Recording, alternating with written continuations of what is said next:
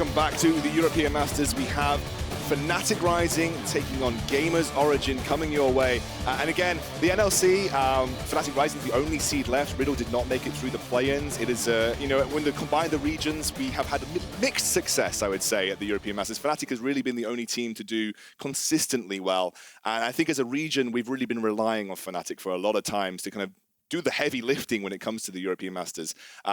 This is their chance. I'll have to disagree. Excel is somewhere in there too. Yeah, I think Fnatic, just not this time. No, of course. I think Fnatic have had more success from the NLC though, and I think, you know, obviously everyone was a little bit disappointed for the 2 seeds, but we need to do better. I think as a region we do need to do better. We are one of the weakest kind of major regions in the European Masters. And touching on that seed, Greece in the previous game proved that at least one of the 2 seeds that they got is really worth being in there. And we are into Champions Select. GamersOrigin, obviously a team that has had a lot of success at the European Masters. An incredibly skilled team. You've got the likes of SMILEY and HustlinbeasT, a very veteran bot lane. You've got toucouille in the mid lane, bluezor in the jungle, Shemek in the top lane. It's a very scary team. Stacked lineup. But then obviously you look at Fnatic, xMatty in the bot lane with Bravado. MagiFelix, name speaks for itself, and Dan, constantly hyped as one of the best junglers in Europe. I just have to mention Pride, man, because especially in the playoffs in the NLC and in the finals, he pulled out the Lucians, he pulled out the cannons. He was an actual carry in Fnatic. He wasn't just dragging his way through with tanks, with Scions, with Orns and stuff like this. He actually proved that if he need be, he can carry it. He was getting a lot of these Lucian bans out as well. Absolutely. They're going to be the Caitlyn and Kalista ban coming through from Fnatic Rising. Bravado, his Tarek taken off the board. The Twisted Fate and the Set go down here. So first pick for Fnatic Rising. Oh my god, the Hecarim has like jumped up in priority. It's definitely been a huge priority over these first 2 I'll games. say what though, with the previous 2 performances, I don't know, man. I don't know if it's worth first picking. Depends on how you play with it, I guess. Dan definitely... I mean, Dan, yeah. Dan's definitely a very farm-heavy jungler. He's very good pathing, makes these farming junglers work well. They'll be trusting him to pilot that Hecarim in this game. And the thing is that no matter what Dan picks, Fnatic actually bucks him up. It doesn't matter if he's far behind, if he's in a losing matchup. Fnatic will do everything and anything in their power to make him comfortable in his jungle, even if they lose waves, even if they lose matchups. We've seen it before. Senna's going to get locked in immediately here for GamersOrigin. Not a pick that we see a huge amount of success with beyond the LEC level, but it's something that has seen a huge amount of success through the LEC playoffs, Senna really coming into her own, and something that we saw Selfmade play was this Evelynn. That has popped up in priority into certain matchups as well, something that I'm sure bluezor would be pretty comfortable on, but it is going to be the Galio locked in. I really like this because Senna is a carry that likes to play the front to back. She actually plays way at the back, and for Hecarim to actually touch her, you need to go all the way into the opponent team, even at the back line. Galio puts another protective layer onto the Senna. We're expecting that the support that's going to be with her is going to put another protective layer onto the Senna. So I feel like if Fnatic were looking for something like an Orianna Hecarim, I don't think it's necessarily going to work here because you're never going to reach... The radius of the ball is just not going to be long enough as in how far Hecarim goes into the fight. And if resources are correct, and that Shen is going up to Pride, because I haven't necessarily seen Bravado play the Shen, at least not in the NLC at all. We might see MagiFelix onto the Lucian. Yeah, I mean, I think Bravado could play the Shen. It's definitely something that he's capable of. So I don't want to like go for it right now. And Lucian is a Pride pick as well. Yeah, it is definitely a Pride pick for Lucian. We saw him play that twice in the finals of the NLC. But Lillia getting locked in for GamersOrigin here, a pick that again has kind of risen in popularity. She's just so fast clearing in the jungle, you can't catch her as well. So if Hecarim has an alpha sort of movement speed, Lillia is way above that. She clears really fast, she can be from one side of the map to the other really fast, and that puts her straight up onto that ST as she pulls out a lot of bans as well throughout the regions. Kind of excited to see. I haven't seen much Lillia. I have yet to cast a game of Lillia, so I'm excited to see bluezor on this champion. Definitely a strong draft coming out from GamersOrigin. A little bit more unique coming out from Fnatic Rising, more Fnatic Rising style, I would say.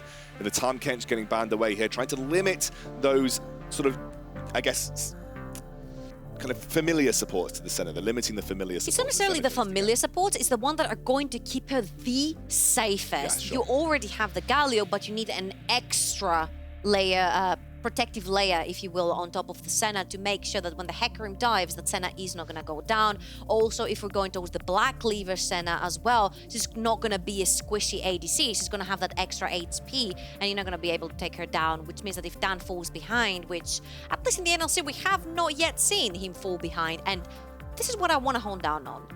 Fnatic has not been tested in the NLC. They have not been tested at all. Teams might have been able to take one game out of the best of threes, one other game out of the best of 5 final, but Fnatic have not fallen. They can bleed though, and if Sunburn can make them fall, that would definitely be an LFL team. I'm quite clearly biased towards Fnatic. I'm always going to be. I think the European Masters is about supporting your region and supporting the people that Hey, it's my region too now. Supporting the region that you care about and the players that you care about. I love the guys on Fnatic. I've cast them for ages. They're obviously a UK-based team, so I'm always going to be supportive of them. But I'm not an idiot. I know that they are yet to be tested. I know that when they step up to a European Masters level, they often don't have the same kind of dominance or the same level of play that they see in their respective regional leagues. This is the European Masters where I want to see Fnatic really achieve their potential, because if they don't, you have to reflect on the NLC and see, are we just not that strong of a region? Because quite clearly, from the performances that we've had, I think through play-ins at this point, maybe we just aren't as strong as we potentially could be with the kind of talent that we have there. The Karthus, which is something that featured heavily for Fnatic, is going to get locked in here. The Jayce is really interesting, though. That is very likely. That is an xMatty Karthus. Yes, that is an xMatty Karthus. Indeed, you are correct. And I think that will be a MagiFelix Shen then at this point in time. So, sorry, MagiFelix Lucian at this point in time. So that will be the Jayce for Shemek into the Shen from Pride on the top side of the map. Or it might be. I'm talking rubbish. Oh, this is huge. Talking rubbish. Basically, because they cannot catch the Senna, they're going to throw the Camille in the backline to lock down the Senna, and then everyone can run down on top of that. The Hecarim runs in, Shen ultimate on top of that, and you have the Karthus global that you can pull from anywhere in the map. They're trying everything, they're putting everything in the basket of trying to get to the backline to kill the Senna. But if you see how GamersOrigin are playing their draft, they're like, fine, kill the Senna.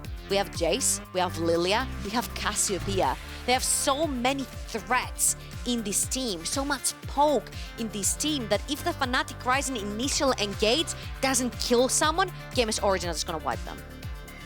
I'm assuming it's... Yeah, okay, thank goodness. I was a little bit worried that we were going to see a Camille support come out here, but Pride will be on the Camille on the top side of the map. It definitely feels like you find the engage and you make it work, or you are just going to get kited to death. The range is going to come through for GamersOrigin. The only thing that they are going to struggle with is they don't have a really consistent front line. That Galio's support, his gold income is going to be much lower than if he were in the mid lane. So they do need... They don't necessarily need a backline, because they're the ones getting dived from Fnatic Rising. Yeah. Like, Fnatic Rising will be on the initiative here, and then GamersOrigin can chill back and wait for that engage. I think it's when they will struggle to find the opening themselves that they won't necessarily have a hard engage to try and make the play, but I don't think they will have to. Fnatic are here to try and take the early game lead. They have the Hecarim, they have to get ahead. They have the Lucian as well, which a lot of times you see in the solo queue the Lucian with Ignite, but when it comes to the competitive, taking Ignite is a little bit sketchy, because that means later on you can go into a side lane, you can't necessarily have the best back timers that you want to. We're into game here, Fnatic Rising on the blue side for the NLC, GamersOrigin for the LFL. And I think realistically, because it's LFL, they come in as favorites. I think realistically you have to give the LFL that when they come into any kind of series, you're going to always call them favorites because of the strength of that region. We already saw Misfits premiere from the very get-go. I mean, they've set the bar high, right? Yeah, exactly. The Misfits Premier have set the bar high, and obviously GamersOrigin are looking to live up to that. I mean, GamersOrigin are coming as the 2nd seed, but they were salty, man. They were salty that the Ultra Liga completely took them out of the map in the previous EU Masters. They're in to prove that the LFL is better than the Ultra Liga, but to get there, you have to get through everyone else. And if you can't get through everyone else, you can't necessarily get your so-called revenge on them. Oh, they are going for a Razor Beak clear here. HustlinbeasT coming in with bluezor. They're going to go for an aggressive push onto this red side. Bravado going to taunt in. And I don't think he managed to get anything away. No basic attacks landed, so bluezor will hit level 2, and he'll get a quick early steal on that Razor Beak counter. I don't necessarily think they want to split them up here, the two junglers. It's just so you can deny Dan the Raids. It's a big camp. It's an easy camp as well for Hecarim because he has a lot of that AoE, same as Lillia. So basically, you're denying how fast Dan will be able to do his first full clear. And from there on out, you also have the timers. Does your Cassiopeia get the priority into the mid lane, you will see bluezor again invading because he will have the timer on that Brave camp. Shemek and Pride going toe-to-toe early on here, but Shemek will hit level 2. That's going to be an aggressive play by SMILEY and Hustlin on the bottom side of the map here. Matty now he's hit level 2 himself. Bravado yet to do it. There's the exhaust coming through. SMILEY overextending. Bravado can't find the taunt, and Hustlin will do the peeling. No summoner's wasted heal, rather exchange for exhaust, but no flashes burn on that bottom side. Very important. If you lose flash on a Senna or a Karthus very early on, you are very doomed to play very far back on your lane because you're going to be instantly punished by the two junglers. Now, my eyes fall straight down the mid lane because toucouille has opted to go for the Cassiopeia. We don't necessarily see too much Cassiopeia in this meta, but it's so strong versus Lucian because once the miasma goes down, Lucian cannot go aggressive on you. Dan is going for the first gank. He's going for the first gank at the bottom side of the map here. Now SMILEY caught out, surely going down. First blood there for Dan, and now Bravado will start to push HustlinbeasT out, force the flash again. Beautiful start for Dan, and going to get himself ahead in this matchup. You can't slow him down. You cannot slow down Dan. You can take his raids, you can take his camps, you can put every single one of his lanes behind, but Dan will find a way to outpath you, form a gang, and get ahead. He is already ahead in CS. He is already 1 kill up, experience up, and bluezor needs to play catch up. MagiFelix here in the mid lane. Some of these matchups I've never really seen, and it's very difficult for me to say how the Lucian Cassiopeia matchup would go. Is it Lucian favored? Absolutely not. Oh, okay. Except you're not paying attention to me. You're not paying attention to me at all, do you? I literally talked about the Cassiopeia Lucian matchup. Oh, sorry, my brain is a bit addled right now. Okay, let's take stock then. Obviously, we've already seen the teleport. Screw Cassiopeia Lucian. Yeah, I'm gonna ignore that one. I'm gonna ignore that one. Pride's already been forced to use teleport, by the way, on the top side of the map here. So he's forced back by Shemek, who still has his available, and Shemek's still in a pretty healthy state as well. Talk to me a little bit about Pride, because we saw him a lot, obviously, throughout the NLC, and he had a bit of mixed performance, you know, when it came to the carries. But when he was on the Lucian, he really stood out. He had a bit of up and down, but I think had, in general, impressed us throughout the NLC, right? Yeah, there were some canon performances where we were like, maybe it's better if he goes back to the tanks, but then he pulls out the Lucian, he actually plays Stella, and then again, Fnatic actually trust him to go onto another carry. They put him onto the Camille. Camille does struggle quite a bit versus the Jayce at the start because it's a range versus melee matchup. You're gonna need Dan up there, but remember what Dan did. He's ahead in CS, he's ahead in experience, and now he's gonna head up there to try and take some of that space for Pride, create that space for Pride so he can sort of freeze his lane where he wants it, where the Camille will be comfortable to not get ganked. And Shemek's playing like a very heavy sustain build with the big biscuits and with the corrupting potions, so he's never leaving lane. Exactly, like he's able to out-sustain because of the range. Pride is going to be forced back a little bit here until he has that ability to go all in and look for the engage, although Shemek maybe overextending, doesn't have the mana like you said. The flash still available. Nice knockaway though, will stop that stun from landing. Pride will eventually force Shemek back. That's a lovely place for Pride's lane to be in right now. It's a couple of, you know, meters, if that's what we can call it, in the game off of his tower. He's feeling extremely safe. He has forced Shemek back. 20 Teemos. I don't think that's 20 Teemos. I think that's way less than 20. Way less than 20 Teemos? Okay. I think you might be right, actually. Yeah, about 15 Teemos. 15 Teemos. Yeah.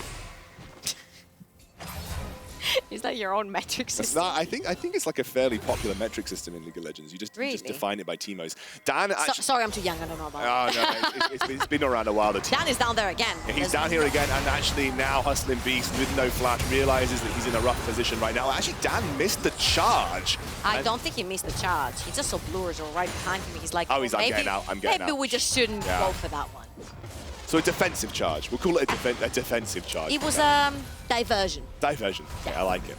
The priority now sits, though, there for GamersOrigin. They're going to go straight over to the first Drake of the game. bluezor has been pretty much quietly farming for the most part.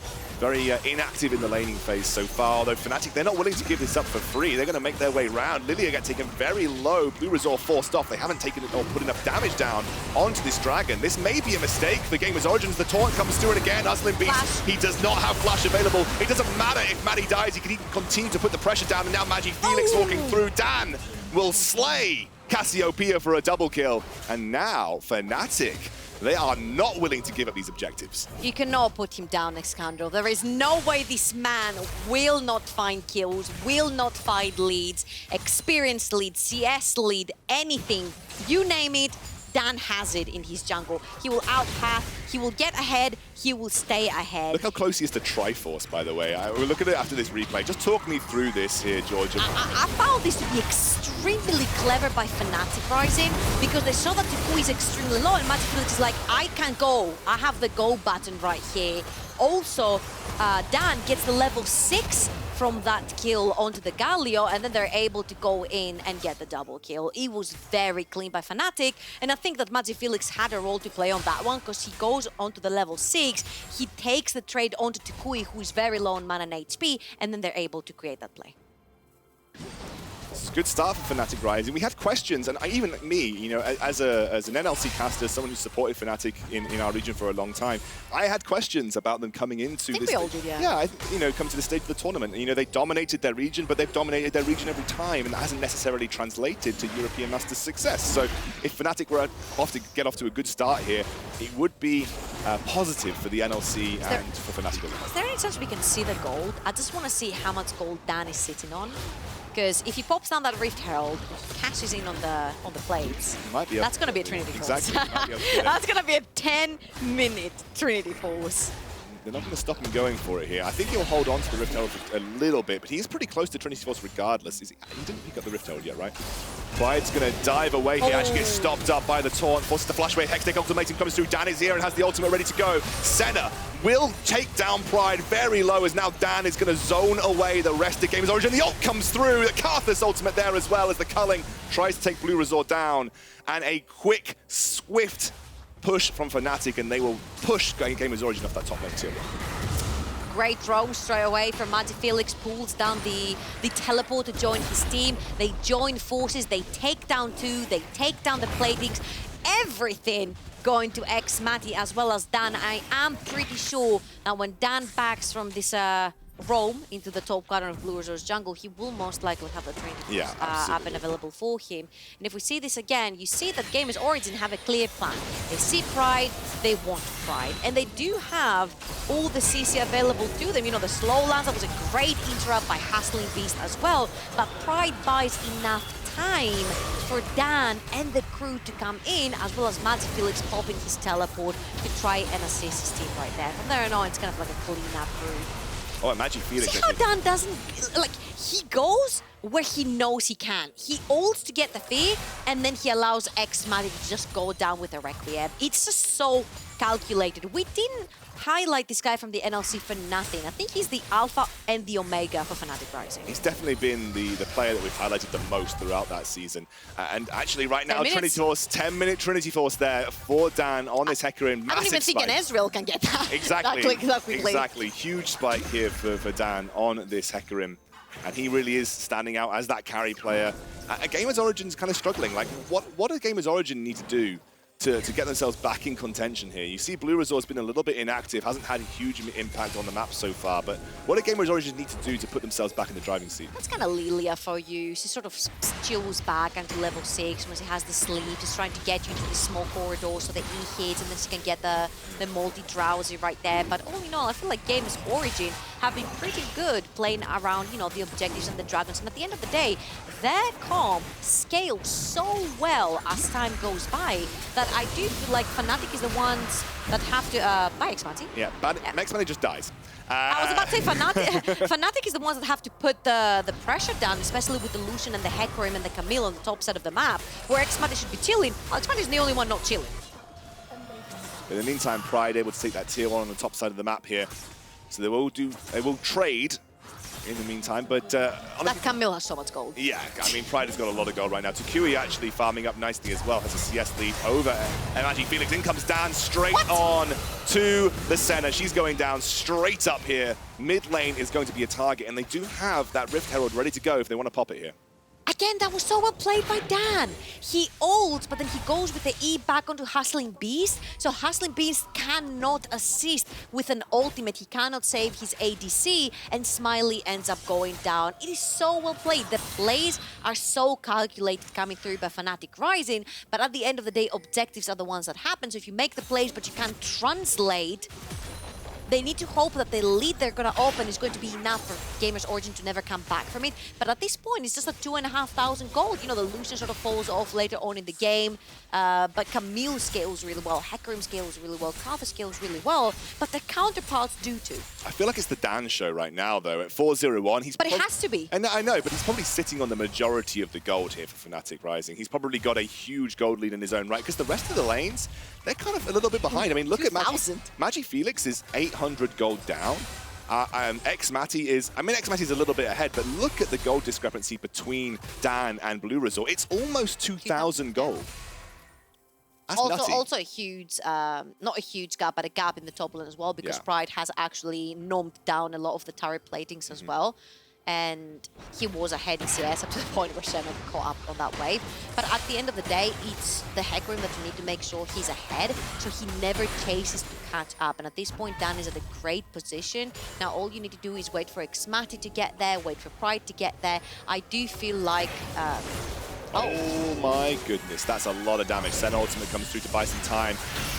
Dan still going in here. Comes the Galio as well. Dan takes it down very low. That's a big bounty on his head. If he goes down, he's going to gift over a very huge amount of gold, and it does go to the Cassiopeia, maybe one of the worst targets to give it over to, as MagiFelix forced to back out of the fight here. xMatty goes down too. GamersOrigin suddenly starting to bite back, although MagiFelix, he's still going. 1 versus 3, can he do it? I'm not sure. He's going to try and trade back, taunted up. Double kill here. That is 4 kills in that fight for toucouille. 6 and 1 on the Cassiopeia. That fight broke out just as I was about to say. Fnatic have the harder to execute composition. When they dive in, remember what we said at the start, when they dive in and they don't get a kill, then GamersOrigin are going to wipe them out. And that's what you see happening here. You see that Dan dives in and they don't get a kill. bluezor stays alive. He gets Galio ulted as well. And when Dan goes down, everything is downhill. Bravado is way too deep in there. And GamersOrigin are taking everyone from Fnatic Rising out of this fight. And sure, Pride and MagiFelix do everything they can here, but at this point, there's so much more damage on GamersOrigin. toucouille is kind of gone under the radar this game. I feel like until this point, he was just doing his own thing in the side lane, farming up, and we haven't had much chance to illustrate this mid laner, who really is a bit of a superstar for the French team. toucouille is an absolute monster, and I think at 6 and 1 on the Cassiopeia, I don't think we need to illustrate it any more than that. You know what it is? It's the fact that GamersOrigin resemble a little bit of Rogue. They will play a little bit more back and calculated. GamersOrigin didn't, we talked about it, but they didn't lose match on the map. Like, they were falling behind, sure, a little bit because Dan was too far ahead, but they kept up in CS, they kept relevant into the game, they have a super scaling late game composition, so they can afford to lose just a little bit, which is what they have done up till now. They've been behind, but not necessarily too far that they can't close the gap. And toucouille is kind of like a mini Larson, where he's like, guys, I'm just going to farm for that much time, and when I give you the gold button, when I have the items, then we go in. I mean, GamersOrigin definitely came into this matchup as the favourites in my eyes. The LFL region generally stronger. GamersOrigin, an incredibly strong team, have had so many good European Masters performances.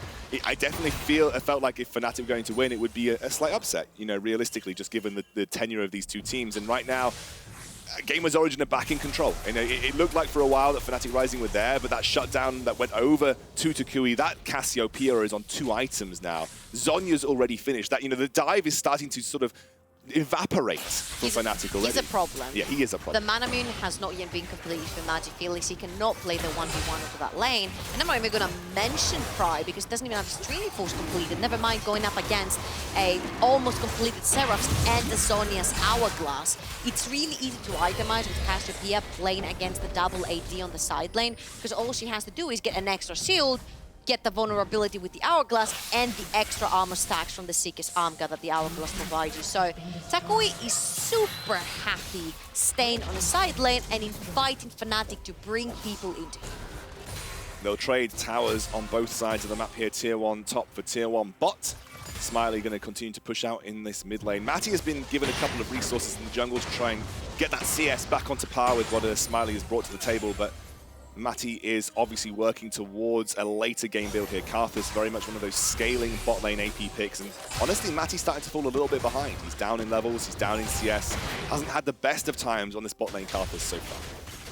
My eyes are on the Cassiopeia, honestly. My eyes on toucouille. That quadra kill, triple kill, I'm not sure what he got there. A double-double, I think. It was a double? Okay. It skyrocketed him. He's almost on 3 items, and you see that Karthus just has loot and second and amplifying tone. The difference in damage that toucouille is going to be able to put down is insane. And Fnatic, you see, have suddenly pulled back a little bit. They're like, cool, we have some scaling too. We need to use it. We need to wait for these power spikes. We need to wait for the 2-item Lucian, the 2-item Karthus, and from there on out, we're going to start fighting. Trinity Force just completed for Pride as well.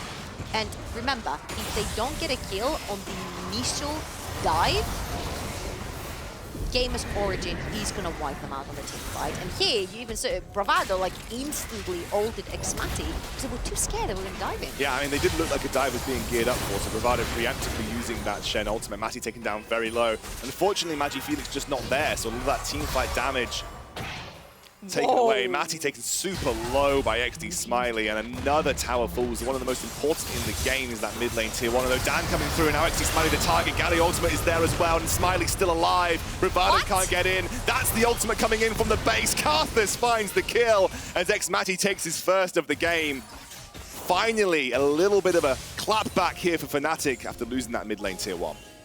That was a really nice engage from Pride, even though I'm not sure why he burned his flash right there. I think he wanted to get out of the fight as fast as possible and try to allow xMatty to finish the deal for them. I feel like Fnatic can actually pressure this. This is going to be an Infernal Soul. They need to start, you know, exerting some presence onto the map. They are still ahead. The only one that you should be scared about is toucouille on that Cassiopeia, who has actually finished the Seraphs as well. It has upgraded. So once you see, you know, toucouille not there, you instantly pull the trigger for a fight. So look at that again here, just following the Rift Herald pop. Talk to me about this fight. I'm actually not sure how Pride found the opening here, because if you look at MagiFelix, he's all the way up the top side. This is technically a 4v5. xMatty goes all the way back to base, and then suddenly Pride is like, well, I've got a good flank. Everyone sort of all over the map, and they find SMILEY together with Danny. You see that flash? He flashed out of the Galio ult, but he wasn't necessarily in danger. No, but what I really liked about what Pride did is he leg swept to prop the Edge of Night and then went for the... Yeah. That was really nice. Just a little thing, probably pretty obvious to most pro players, but I liked it. It was a nice little play.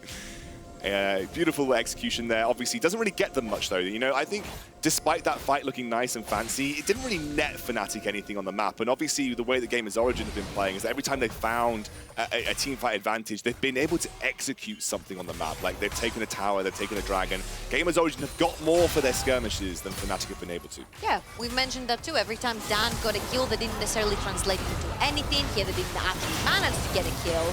And Pride takes a lot of her back. But again, if the engage doesn't work, Fnatic doesn't get the kill. It's the initial engage, that initial Camille jump done with his ultimate, that if it doesn't give you anything back, I think it's pretty obvious for Fnatic that they need to pull back. And this is where GamersOrigin not having a reliable engage comes into play. It's going to be toucouille chasing you down together with the Glacial Augment from SMILEY to try and get something back from this fight. So even though Fnatic have a really hard to execute composition, if the initial engage doesn't work, they're not necessarily going to get engaged anymore. My worry for Fnatic is that, as you mentioned, we have a Seraphs and a Zhonya's on toucouille right now. And if the dive comes through from Hecarim... Edge of Night, like, Senna. Yes. Yeah, exactly. Like, there's so many defensive tools now to make it so that the dive is much harder to execute on. And then imagine you ult toucouille and he just Zhonya's. And then he Seraphs when he comes out of it. And then he starts pumping out the damage. That's my worry. Like, how do you deal with this Cassiopeia for Fnatic? Oh, it's really hard, unless you catch them off guard. Again, that initial engage, it has to be a kill, or you're going to lose the fight. And GamersOrigin are threatening Fnatic right here. They're inviting Fnatic to come to them and fight them. And again, Fnatic might be finding fights that result in kills for them, but they haven't necessarily been translated yet onto the Rift. It is GamersOrigin finding holes in Fnatic's plans and punishing. Just an ult for SMILEY to check the status of the Baron, as there was no vision control up there. Fnatic not doing it though, so they will not be punished by going for that dragon. MagiFelix, by the way, and this has been an interesting choice for me. MagiFelix has been sat in the side lane, absorbing solo experience and solo farm for the last 7 minutes or so. He's not been joining the fights. He's been scaling up. He's gone for the Essence Reaver build here. I'm going to see Pride go toe-to-toe. And as you said, whenever you're playing versus a Karthus, it's not really a 1v1 as Shemek gets taken pretty low. That's going to be the engage coming through from the Galio. HustlinbeasT trying to save him. Shemek will go down eventually. Pride will have to use that hook shot to get out, as Bravado will provide that support for him in the 1v1. And they will pick up the kill onto the Jayce, but it does, again, doesn't really net them anything right now. That was a good pickup though for Pride, trying to...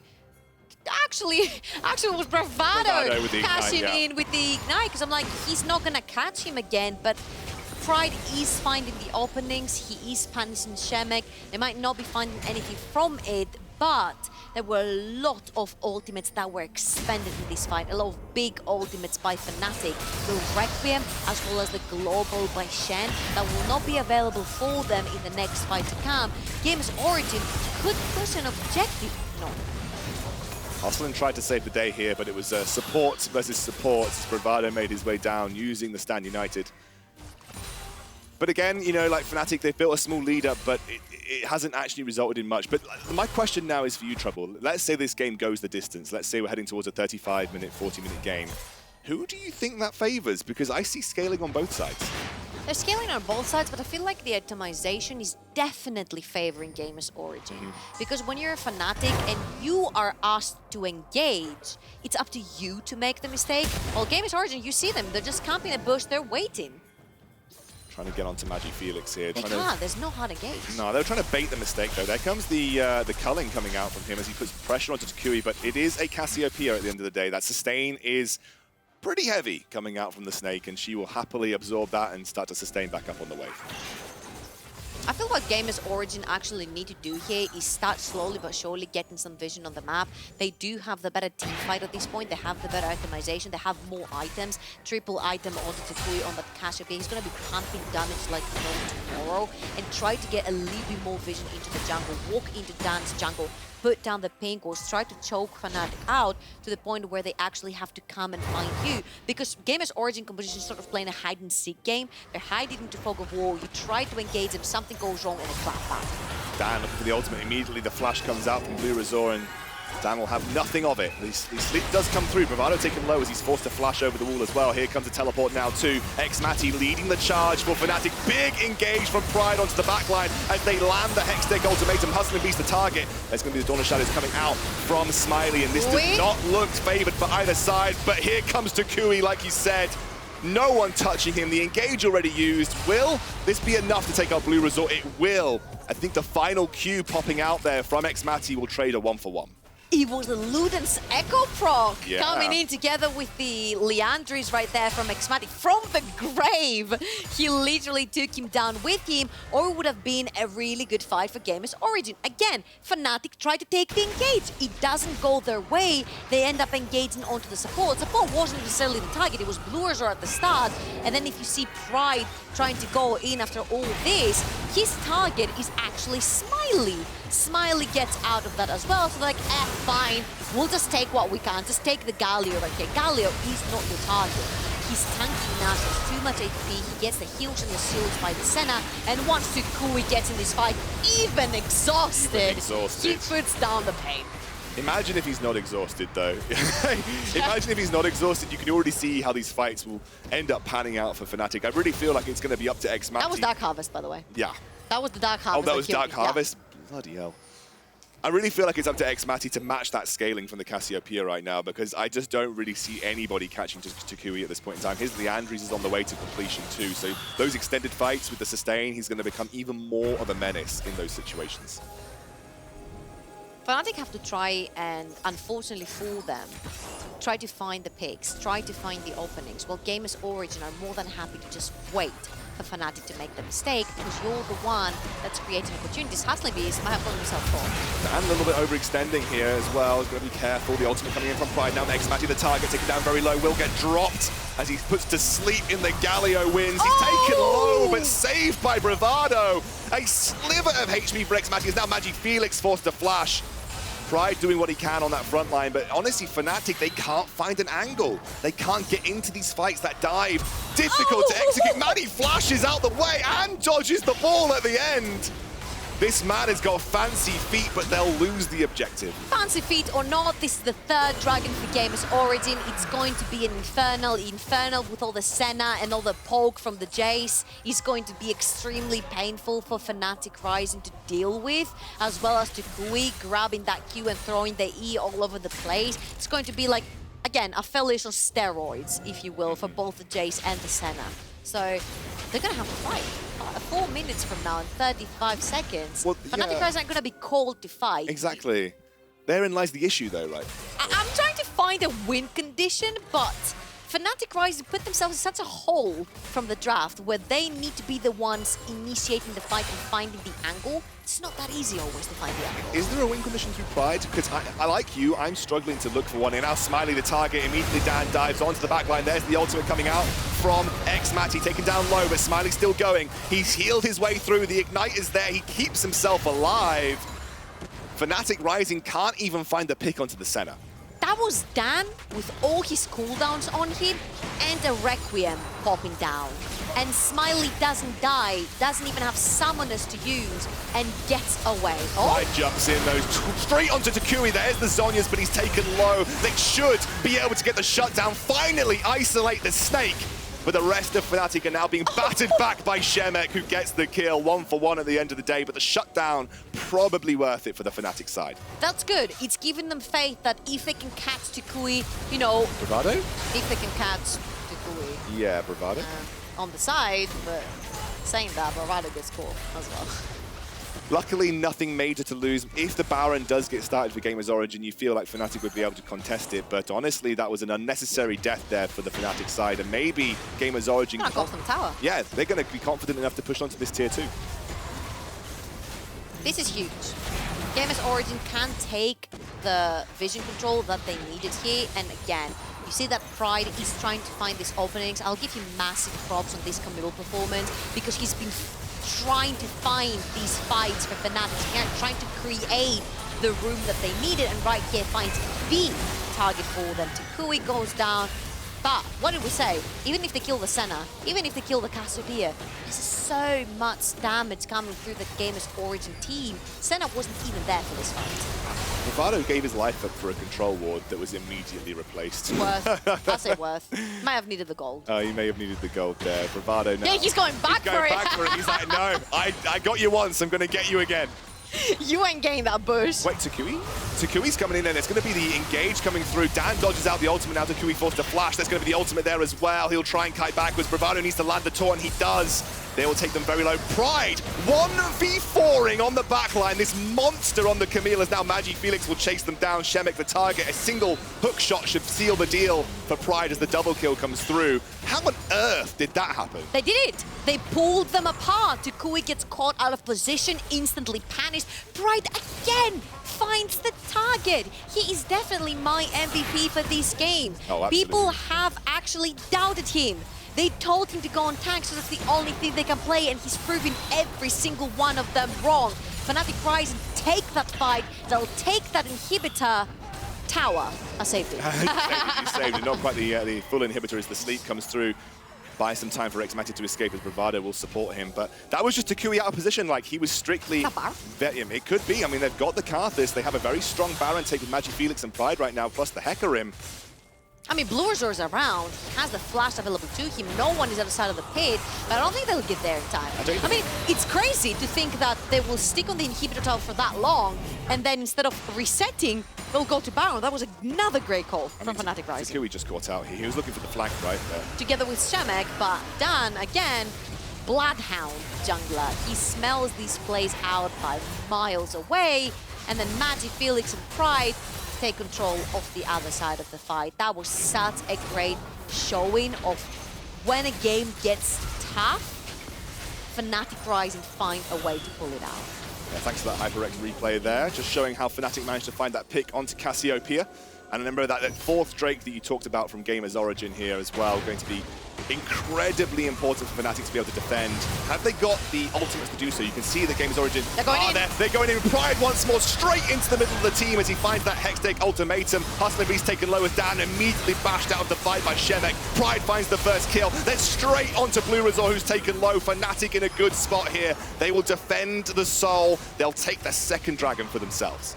That is very important, not giving away that Infernal Soul. They fought for it. Pride died for this, guys. I died for this. That was a great fight, again, by Fnatic Rising. And something that is really worrying is the fact that the Requiem by xMatty did 0 damage at the start. Everyone stood into the Galio shield and the Galio resistances, and no one took damage from the xMatty Requiem.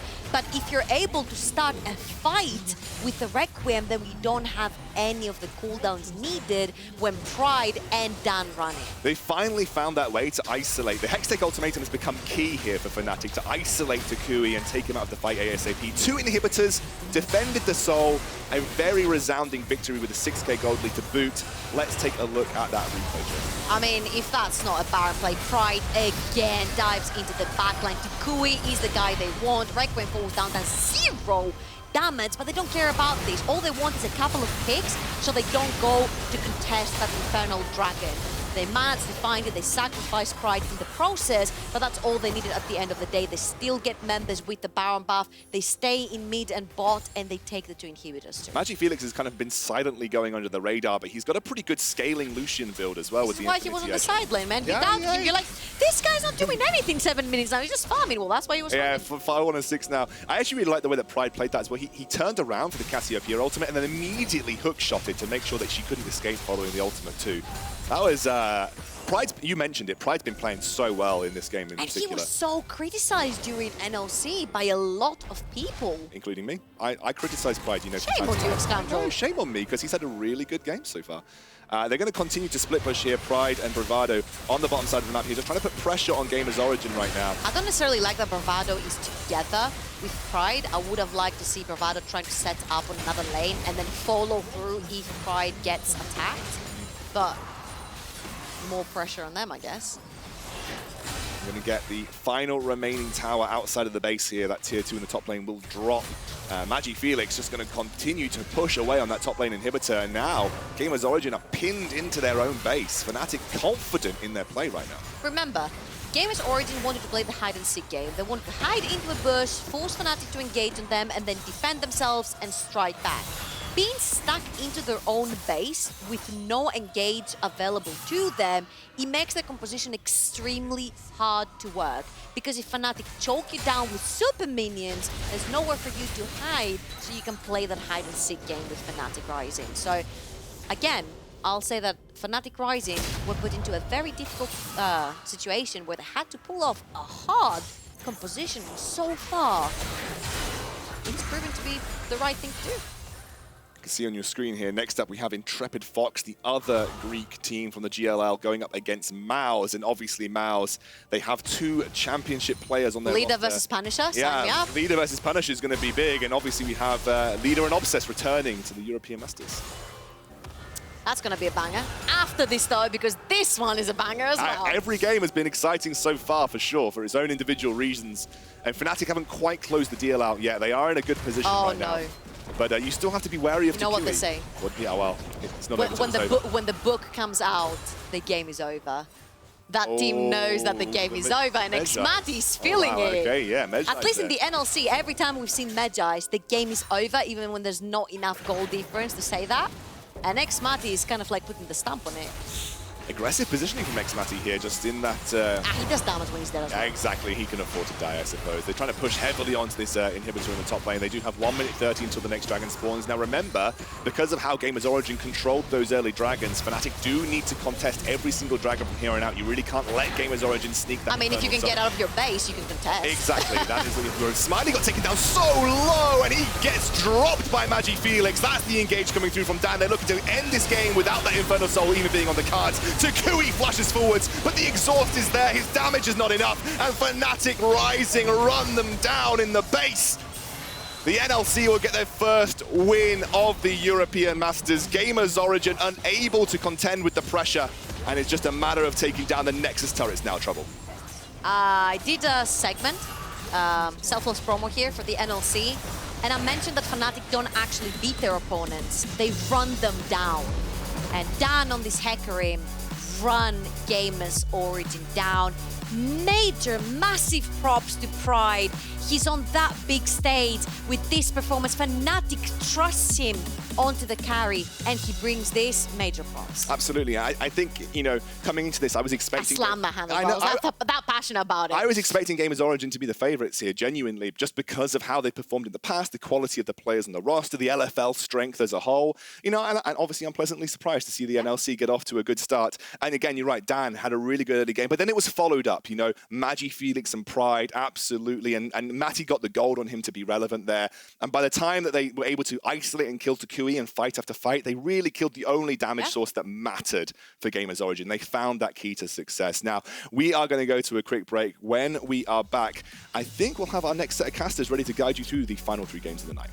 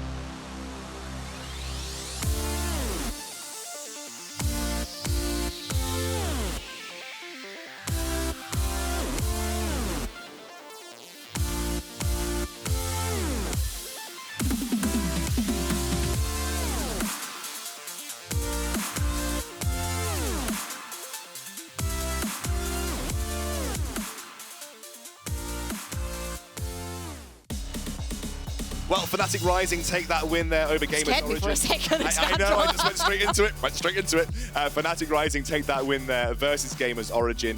You know, look, I'd be lying to say that I wasn't happy about it. It's nice to see us get on the board. Honestly, it was a breath of fresh air. Seeing Fnatic completely uncontested throughout the entirety of the NLC, coming here, we're like, this is the first test versus a region that are coming back as the actual champions from the previous split, the LFL. And Gamers Origin looked fire in the previous split as well. Same roster now, they should have been even better. Fnatic with a very hard to execute composition, and they pull it off. Yeah, and absolutely. And toucouille became a huge threat in that early game as well. You know, like 6-1? 6-1, toucouille on the really hyper-scaling. He had 3 items, xMatty had 1. Exactly. And Cassiopeia is a hyper-scaling champion. Like, you give her gold in the early game, it's only going to get worse because you're accelerating her towards that late game. But Fnatic found out how to deal with her. Honestly, I think we need to start with some of the early game fight. That bot lane tower dive was obviously a huge deal. Let's have a look at this fight here, though. This was very early on into the game. This was a fight that got Dan started because this is when Fnatic Rising decided that they didn't want to back, they wanted to contest. I think that was necessarily a call from MagiFelix because he had just dinked 6. He had taken toucouille really low on HP and mana, and they pull out this fight. Dan cashes 1 kill from that, starts getting ahead from the Lillia, which was the plan from the start. Yeah, and absolutely. And Dan then generated a huge lead, like 10-minute Trinity Force on the Hecarim, first item. He was nutty at that point, but they made a misplay. They went too hard into that blue buff when Dan went in by himself, and that gifted over a huge swing back to the Gamers Origin lineup. And this was where the problem started showing, right? We said if the initial engage does no work, Gamers Origin are going to clap back, and this is exactly what they do here. Dan overextends, doesn't manage to kill the Cassio there, and then the Galio dives in just in time to save the day.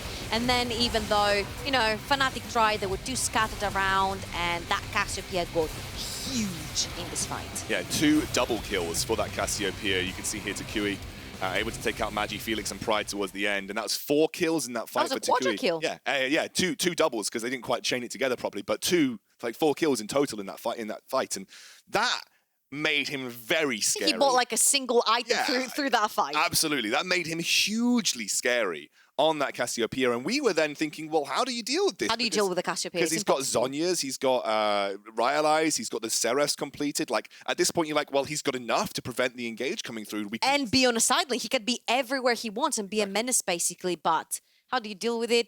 I think the answer was Pride here. Yes. He was insane every time he ran into every single team fight. Here, of course, is Bravado initiating the whole thing, then Dan going on. xMatty just chills on the side. He has pulled the parking, you know, he's got the, what do you call the lights on the car when they're both flashing? Handbrake. No, the hazard lights. Yeah, the hazard lights. He's pulled the hazard lights and he's pressing the Requiem down, and I think that was just the cherry on top. Pride had a lot great fights where he found the opening and he completely locked down toucouille. So you actually saw in that fight, and it was a really lovely illustration of how Fnatic were approaching the fight. Look at how every single member of Fnatic ignored everybody except for toucouille. And they were like, kill toucouille, win the game. And that's basically how they approached a lot of those fights. Pride obviously being one of the main drivers for that with the Hextech Ultimatum. But it's good. You know, Fnatic off to a good start. If I had to give an MVP, it would be Pride. Of course, Pride had an absolutely excellent game there.